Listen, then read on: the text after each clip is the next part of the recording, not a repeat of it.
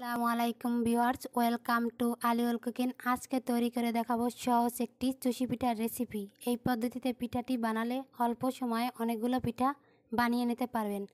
আশা করি প্রথম থেকে শেষ পর্যন্ত ভিডিওটা দেখলে আপনাদের কাছে খুবই ভালো লাগবে। চলুন রেসিপিটি শুরু করা যাক। চুলায় একটা হাঁড়িতে 3 কাপ পরিমাণ পানি দিয়ে দিলাম। এখন সামান্য পরিমাণ লবণ দিয়ে দেব। এখন বলক আসার জন্য অপেক্ষা করব। বলক এসে গেছে। এখন চাউলের গুঁড়া দিয়ে দেব একটা কাই তৈরি করার জন্য। আপনারা চাইলে বাড়িয়ে কমিয়ে নিতে পারেন। চুলার জালটা কমিয়ে নিতে হবে।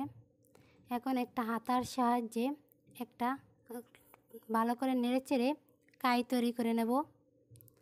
দেখুন আমার কাইটা হয়ে গেছে। এখন ভালোভাবে একটু মিশিয়ে নেব। এখন একটা মিক্সিং বলে ঢেলে নেব। হালকা গরম থাকতে কাইটা হাত দিয়ে ভালো করে মথে নিয়ে একটা ডো তৈরি করে নেব। ডোটা ভালো করে একটু মথে নিতে হবে। দেখুন আমার ডোটা তৈরি হয়ে গেছে। এখন কিছুটা পরিমাণ ডো নিয়ে লম্বা আকারে দড়ির মতো বানিয়ে নেব। আমি সবগুলো বানিয়ে নিলাম। পিঠা বানানোর জন্য এক হাতে ধরে আর এক হাতে তালু দিয়ে ঘষে ঘষে পিঠাগুলো বানিয়ে নিতেছি। যারা নতুন তাদের একটু সময় লাগবে, তারা অল্প পরিমাণ ডো নিয়ে আস্তে আস্তে ঘষে ঘষে পিঠাগুলো বানিয়ে নেবেন। পারছেন কতটা সহজভাবে এটা তৈরি করা যায়। আমি অফ ক্যামেরায় সবগুলো পিঠা বানিয়ে নিলাম, আপনাদের দেখানোর জন্য একটু দেখিয়ে দিলাম। যারা নতুন তাদের একটু অসুবিধা হবে, 2-1 বার কাটলেই হাতে চলে আসবে। 4 লিটার কাঁচা খেজুরের রসকে জাল দিয়ে 2 লিটার করে নিলাম। দেখুন কি সুন্দর কালারটা হয়ে গেছে। আগে থেকে জাল করা দুধগুলো দিয়ে দিলাম।